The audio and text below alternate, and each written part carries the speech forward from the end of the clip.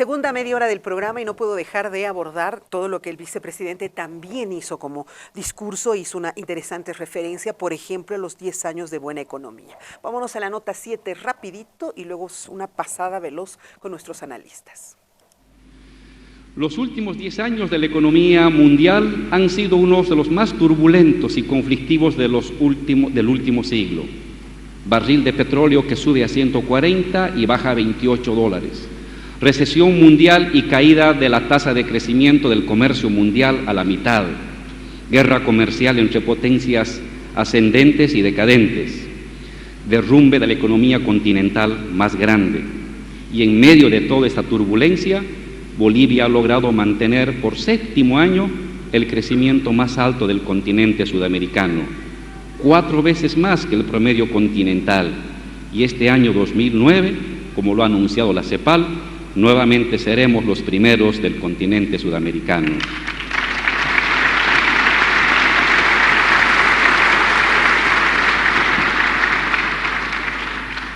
Y es que... Ahí está. No lo dice él, lo dice la CEPAL. Vamos a ser nuevamente el país más estable económicamente. ¿Realidad o ficción? Yo creo que es un discurso que les conviene mucho mostrarlo en un momento en que hay una campaña política, ¿no? La realidad nos dice de que, por ejemplo, nosotros como asambleístas vemos las quejas todos los días de los productores, ¿no? Lo que tú mencionabas. Nuestra agricultura, por ejemplo, no está teniendo el impulso que debería tener. En el norte de La Paz cada vez se permiten más plantaciones de coca que encima destruyen la tierra y no permiten que se pueda ahí plantar estos productos que los tenemos que importar, ¿no? Creo que más pero allá económicamente, internacionalmente, obviamente nosotros tenemos manejan, ¿no? Muy bien los números, están manejando nuestras reservas, sabemos que hay una deuda importante, interna, todos estos problemas que son escondidos. Tenemos muchos temas que están pendientes y por otro lado tenemos operadores políticos que se están dedicando a marearnos la perdiz, pero no es por ser catastrófico, es simplemente porque justamente no hay que mentirle a la gente y decirnos de que el tema de que estos temas ya parecen repetitivos. O sea, son 13 años que hemos venido escuchando cada 6 de agosto y cada 22 de enero las mismas ofertas. Entonces, ¿pero tú crees que nuestra economía está mal? ¿Que realmente tenemos ahorita ellos están pudiendo manejar, como te digo, hay datos que dicen que se están gastando las reservas, tenemos una economía informal que es impulsada por el propio gobierno. Cuando le preguntan a la gente en las encuestas si trabajan, puede ser que trabajen vendiendo dulces, no importa. Sabemos que hay una economía también impulsada desde lo informal, mucho gasto público también, y creo que todo esto genera una sensación de estabilidad, por supuesto, cuando los temas principales y centrales no se han resuelto. ¿Qué podemos esperar para de aquí a 10 años?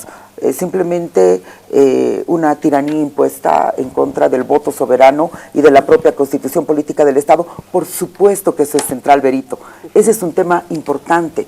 La gente le ha dicho que no en una mayoría y ellos han dicho que iban a respetar eso. Si no respetan eso, ¿cómo podemos esperar que estas promesas que nos vienen haciendo hace 13 años se cumplan estos próximos 10 años? Bueno, ¿no? Pero los únicos que al final han sido coherentes y respetuosos en no ir a las elecciones porque no consideraban que esto era legal, han sido ustedes, que es Unidad Nacional con Samuel. El resto todos le han seguido la corte y ahí estamos involucrados en otra elección. Todos dicen, esta elección no sirve, pero están jugando a la elección. Entonces, yo ya no entiendo aquello. Y los únicos coherentes fueron ustedes definitivamente. Es verdad, seguramente vamos a hablar de eso. Vamos a hablar. La misma pregunta, por favor. ¿Somos un país tan estable? ¿Realmente no corremos el riesgo de que suceda algo más adelante? Mira, no entender el contexto internacional para hablar de economía es caer en el simplismo y en esa frase trillada, mecanicista de decir de que todo está mal. Acá hay indicadores económicos de seguimiento por entidades internacionales a los países, hay la CEPAL, el Banco Mundial, hay estas reiteraciones, no porque quiere el oficialismo, no lo dice un exministro, no lo dice por fanatismo la realidad regional, económica, sino lo dicen entidades internacionales. El solo hecho de marcar reservas que jamás se pensó con los partidos tradicionales como un solo indicador, sacar de la pobreza a más de 2 millones de bolivianos, inflar esta estratificación de la clase media que ha cambiado esa forma piramidal acostumbrada con la que nos tenían los gobiernos tradicionales, y mucho más de un cimiento ideológico privatizador como es que tiene don Samuel Doria Medina, que lo único que nos hacía conocer es de que todas las empresas deficitarias deberían venderse y se ha vendido a precio de gallina muerta. Hoy los chuquisaqueños guardamos ese resentimiento porque después de haber hecho eso con la mano política, con el privilegio del estamento político, a ser el único propietario de una cosa pública. Y lo digo con propiedad. Hubo una gran movilización regional. Hoy quienes manejan Fancesa siguen arrepentidos de haber enarbolado en algún momento, haber creído ese sueño de ilusiones, la famosa capitalización, que es ya una pesadilla del pasado. No, ya no me... Sí, ahí ya ahora entramos en lo que tú yo dices. te estoy preguntando otra cosa. Es que entre ellos se pelean, sí, y la pregunta ahí, pobrecita la conductora. Acostúmbrate, esa es la tónica. Te cuento que no, por lo general son bastante... Ninguno de los proyectos, Vero, y los he revisado uno por uno. No conozco el proyecto de unidad nacional porque, bueno, no está participando, seguramente porque estaba consciente de que iba a tener poco apoyo en el país dentro de la propia oposición. Desconoce los resultados económicos. Es más, inclusive iría a mucho más, están ratificando el modelo económico como forma de continuidad de sus propuestas. Y Marcelo puede... Sería una locura cambiar el modelo económico. A ver, ¿quién podría proponer cambiar el modelo económico? En algún otro programa nos decía... Un macriazo, macriazo se llamaría, ¿no? Un macri que entre y derribe todo, sería tumbe muy todo. Macriado para venirse a entrar acá. Y decía Marcelo en un otro programa contigo, primero es lo primero. ¿Qué hemos hecho? Fortalecido el Estado vía la nacionalización con un modelo que más allá de que guste o no, o de estar buscándole cortapisas a la realidad, te marca indicadores económicos altamente positivos que los reconocen expresidentes y entidades internacionales. Ahora, no te olvides que las entidades internacionales también te van a aplaudir mientras vos te sigas prestando del vecino. Por supuesto. O sea, te van a decir, ¿qué están de bien estos, no? O mientras te sigas gastando tus dineros del ahorro. Va a decir, mejor porque tarde o temprano otra vez va a volver a mí. O sea, sabemos que estos señores, ¿qué les llamaban en la Argentina los fondos buitres, no? Pero, a ver, aquí hay una opositora y un oficialista. Y tú estás en el rol de politólogo, ¿no es cierto?, de la ciencia misma. ¿Qué dices de esta economía? ¿Está realmente estable? ¿No corremos el riesgo? A ver, lo que pasa es, Verónica, que ayer el discurso del presidente y del vicepresidente fue un discurso electoral 100% de forma implícita, no explícita. Hicieron lo que tenían que hacer. Claro, es natural. Claro, estamos en una coyuntura política electoral, no se podía esperar de otra cosa. Tú tienes un bolsón todavía atípico en los procesos electorales de una buena cantidad de indecisos, ¿no? Sí. Entonces, a ver, ¿cuál es tu oferta y cuál es tu propuesta? Tienes que tener una idea fuerte, una idea básica en el momento en que quieres conquistar a esos indecisos. La propuesta del movimiento socialismo, lo hemos discutido aquí 50 veces, es, señores, aquí hay una economía estable, hay una economía sólida, hay una economía con crecimiento. Su caballito de Troya. Eso es lo que estamos y vamos a incidir. Si te has dado cuenta, ayer el discurso de ambos era ese. Es decir, señores, ¿por qué tendrían que votar por nosotros? Porque miren, aquí están los resultados, hay economía estable, hay crecimiento, hemos tenido esto, ha habido crisis internacional, Bolivia prácticamente no ha sufrido los efectos de esa crisis internacional, etcétera, etcétera. Pero electoralmente, en un discurso de la coyuntura, tienes que soslayar otros temas, claro, que obviamente te pueden hacer daño.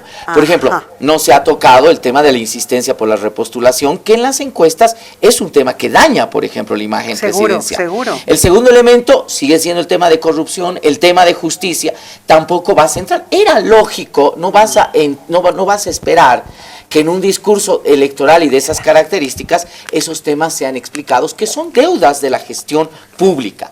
Por lo tanto, creo que ayudaría mucho hecho poner ese contexto previo. Ayer era un discurso del presidente en un contexto plenamente electoral. Bueno, y mira, me das el pase perfecto para poder hablar de esta que han sido las últimas encuestas de Página 7 que han sacado. Elecciones presidenciales, dice, y claro, aquí hay un sujeto, ¿no es cierto? Lo vamos a poner como un sujeto, que es pues el atractivo de todos estos señores que están apuntando a la presidencia.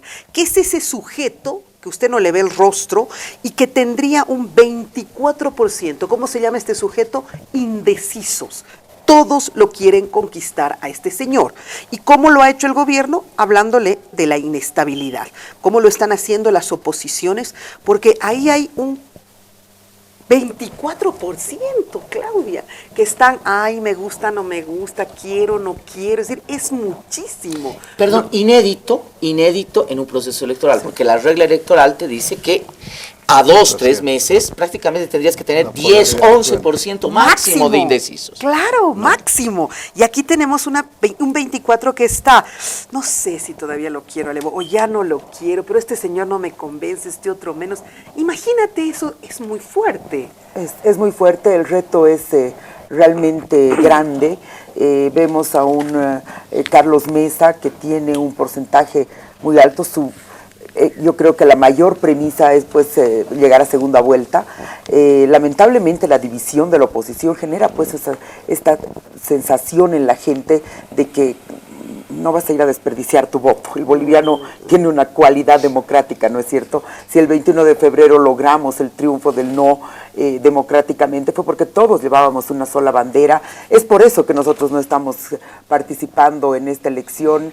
Eso creo que demuestra un desprendimiento por haber dicho que vamos a apoyar al mejor posicionado, entendiendo que la unidad genera una sensación de esperanza en la gente. Es lo que la gente nos está pidiendo. Tenemos que ser capaces los políticos de escuchar al ciudadano, al soberano. Por eso es que creo que estos meses que vienen sería pues fundamental que los otros candidatos que están en carrera, que no tienen posibilidades y que lo único que van a lograr va a ser dividir el voto opositor, pero al mismo tiempo entregar Bolivia, ¿no? Pero ahí mira, por ejemplo, aquí, a un proyecto que quiere terminar. Yo digo, si digamos el señor Ortiz se va, ese 11% iría ¿a dónde? ¿A Carlos? Si digamos se va el señor Pazzi, que me parece que jamás lo hará, o sea, ¿dónde los vamos a poner? ¿Qué les dice esto? No son automáticas, ¿no? A mí, las traspolaciones. La Sí, traspolación, claro, ¿no? sí, Pero no hay mecanismo tienes razón. en el ejercicio Totalmente político. Y de mucho acuerdo, más tienes razón. en una coyuntura donde hay una definición de este porcentaje muy sui generis de indecisos. Una lectura política apropiada de este tema te está mostrando que el principal articulador político es Evo Morales Ayma. Y esto tiene que ver con la valoración de la economía, tiene que ver con la valoración positiva de haber sido gobierno que ha liderizado estos 13 años de proceso de transformaciones en el país. No hay otra forma de que no sea esta encuesta, no tenga como resultado, si no está valorado por el soberano. Ese soberano le está dando la principal articulación al liderazgo de Evo Morales Ayma. Muy lejos, muy distante, decías tú, pese a que acá hay un porcentaje muy forzado, a Carlos Mesa, que seguramente va a lidiar, va a estar peleando inclusive con los indecisos. Y eso tiene que tener una coherencia de una lectura política. Este programa de don Carlos Mesa reconoce que la visión neoliberal no es futuro para el país.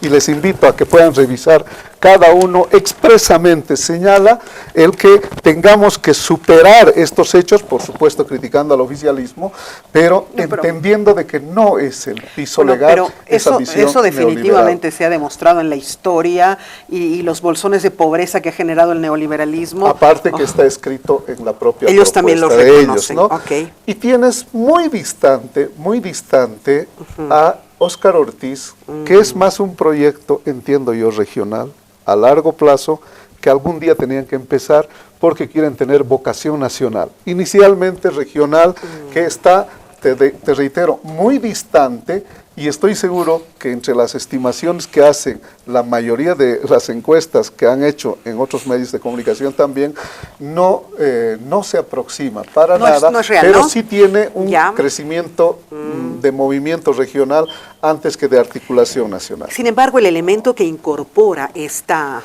encuesta, ese elemento de los indecisos, que me parece una variable fundamental para hacer un análisis a esto, nos hace reflexionar también las jugadas que están haciendo algunos, ¿no es cierto? Por ejemplo, don Óscar Ortiz insistentemente ataca a Carlos Mesa, por ejemplo, pero yo no lo veo atacar tanto al presidente. Es que se disputan el mismo electorado. Pero te das cuenta qué absurdo, cuando hay aquí una votación de indecisos tan atractiva y tan grande. Es la única forma de tener incidencia en esas. Hazme una lectura más de esto, Marcelo, por favor. A ver, primer elemento básico. El candidato Evo Morales y la estructura que lo apoya, que es el movimiento al socialismo, tienen un objetivo claro, y es la reproducción permanente del poder político. Evo más de Lo han tenido claro y van a apuntar precisamente a esa lógica, y toda la estrategia electoral, toda la estrategia política, toda la estrategia de gestión, toda la estrategia discursiva, toda esa estrategia se va a armar y se va a coordinar en función de eso. Yo pienso, es una opinión personal, de que todo va a apuntar a que Evo Morales, aparte de ser reelecto en esta elección, pueda tener un periodo más todavía en función de ser el presidente del Bicentenario. Te estoy grabando. Toda esa maquinaria tiene ese objetivo y marcha en común. Lo que pasa con los otros es de que no tienen ese mismo objetivo. Sí. Evo fuera no es un tema compartido por todas las oposiciones políticas. Muy bien, Ese es el gran Marcelo. problema, ¿verdad? Yo pienso, por ejemplo, que hay parte de la oposición política que quiere que Evo Morales continúe en el ejercicio del poder político. Por supuesto que sí. Y apuesta a ello. El señor Ortiz, por ejemplo, es un producto suntuario de Santa Cruz, ¿no?, que te permite dos cosas. Uno, tener una estructura política propia. No vas a encontrar al empresario subsumido al movimiento al socialismo. No es tonto, ¿verdad? Necesita un instrumento político con el cual puedes negociar. ¿Qué puede negociar Ortiz? ¿Qué puede negociar el empresariado cruceño? Regionalmente, los 2/3. Estoy seguro que Ortiz va a ser la llave fundamental para los 2/3 en la Asamblea Legislativa Plurinacional. Voto de oro, ese es el voto de oro, que tanto Pero se aparte de necesita. ello, ¿no?, tú no puedes abiertamente apoyar un proceso de continuidad que todavía en cierta parte del electorado tiene un conflicto, ¿no? Entonces tienes que apoyarlo de manera solapada. ¿Cómo haces esto? Creando un instrumento político que impida que alguien que sí tú no quieres que sea presidente, que es Carlos Mesa, llegue a ese lugar. Que según se decía en la anterior elección era don Tuto Quiroga, ¿no? Es decir, señores, a nosotros no nos conviene que Mesa sea presidente, por lo tanto necesitamos la continuidad de Evo Morales y hay que apostar a ese proyecto suntuario que es Óscar Ortiz. No sé si te estás dando cuenta, no toda la oposición política quiere que Evo Morales se vaya. Entonces, eso es lo que les ha faltado a los otros muchachos. Hay un meme que dice, se tenía que decir y se dijo, ¿no? Así, Exacto. se tenía que decir y se dijo. Pero aparte, Vero, creo que esto lo que muestra es que efectivamente, pues, el MAS tiene la posibilidad de ganar en primera vuelta con esta lectura ahorita acá, ¿no? El hecho que haya esta división, o sea, tú ves uno solo de este lado y muchos de este otro, ya nos ha demostrado lo que sucede. Creo que es ahí donde tenemos que analizar bien lo que dice Marcelo.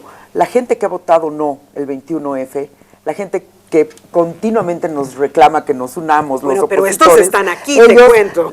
Esta gente lo que no quiere pues es esto, y te aseguro que mucha de esta gente que ha hecho el 51% del voto no el 2016, están en los indecisos y están esperando una muestra. Yo lamento muchísimo y hay que ser autocríticos, y nosotros hemos venido diciendo durante todo este tiempo que lamentamos estas peleas de quienes todos se acusan de masistas, ¿no? Es decir, el discurso y la realidad en redes sociales, en los memes y en todo esto, es una pelea entre opositores, y no estamos sabiendo capitalizar ese voto del no, que pide una Bolivia diferente, que pide una Bolivia con miras al desarrollo, una Bolivia que invierte en salud, que invierte en caminos, en seguridad ciudadana, que resuelva los problemas del país. Una propuesta y real, lamentablemente ahorita no se está logrando equivocada. eso, ¿no?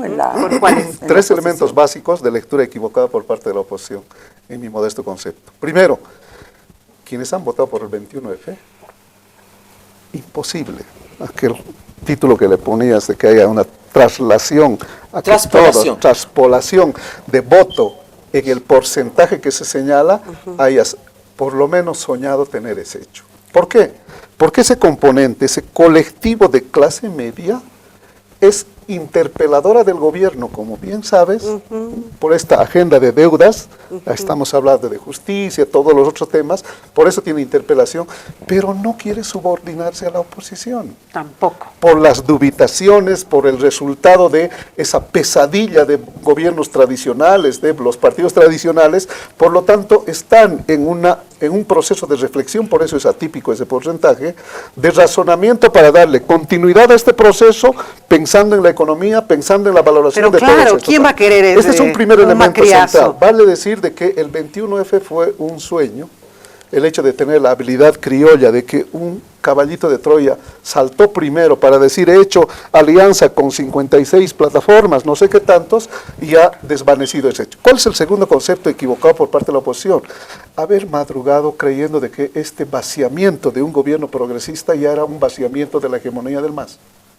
Es un elemento que vale la pena no tienen hacer ustedes un voto duro ahí que nadie valoración, les va, que no siempre marca en encuestas lo que es sí, el universo es rural. verdad. El tercer elemento, sí, creo que ahí con Marcelo podemos profundizar este tema, yo creo que el haberse querido empoderar, ser el liderazgo de una clase media, es no haber entendido el concepto popular. La emergencia del oficialismo viene del tejido y la construcción de organizaciones sociales, inclusive contradictorias en sus propios intereses. No, sí lo entienden, pero ¿sabes dónde lo ponen, no? Como al no sé, como el vicepresidente de Ortiz y que se fue cuando se dio cuenta de que estaba siendo utilizado y todo aquello. Eso te muestra que no hay un piso ideológico, político, y un sino hay un reconocimiento. interés personal, simplemente de oportunismo, para poder querer tener alguna esperanza en proyección futura. Estos son los tres elementos, modestamente, que considero de que no valorar el concepto popular que ha tenido esa capacidad de articulación. ¿Tú te animarías a decirme, Marcelo, con cuántos tendrá don Evo Morales en las próximas elecciones? Es muy difícil jugar a esa proyección, pero creo que va a pasar el 40% de los votos. Es un tema de simplemente un paso. Yo creo que la expectativa debería estar en el rendimiento del otro lado.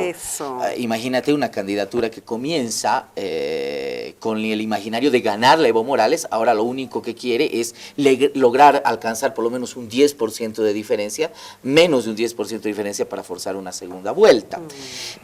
Hace unas horas estaba compartiendo un panel con alguien de la oposición y me decía, este es el último discurso de Evo Morales y de Álvaro García Linera el 6 de agosto, ¿no? Los apasionados. ¿No? Los apasionados.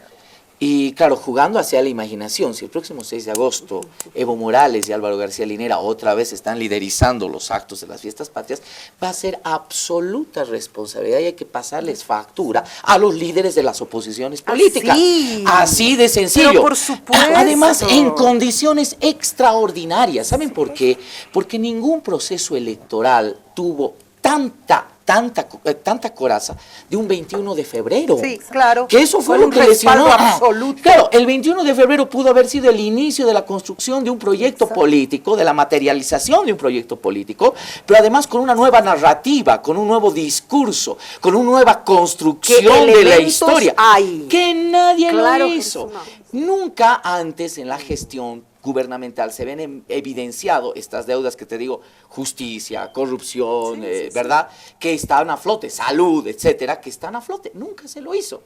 Estas eran oportunidades maravillosas, mira, de que se han aplazado, perfectas para ganarle a Evo Morales. Hoy pareciera que esa idea, y eso es lo que debería preocupar a los líderes de oposición, está alejándose. Se les ha diluido en el tiempo, no lo han sabido capitalizar. De verdad que cada día me da más pena nuestra oposición, o sea, realmente se aplazó. Ahora, voy a hacer una pregunta así como un desafío aquí, y a ver si me pueden contestar sí o no, porque es bien difícil, pero voy a intentarlo. ¿Va a haber segunda vuelta, Claudia? Yo creo que va a depender mucho de cómo actúen estos señores que están ahorita en carrera.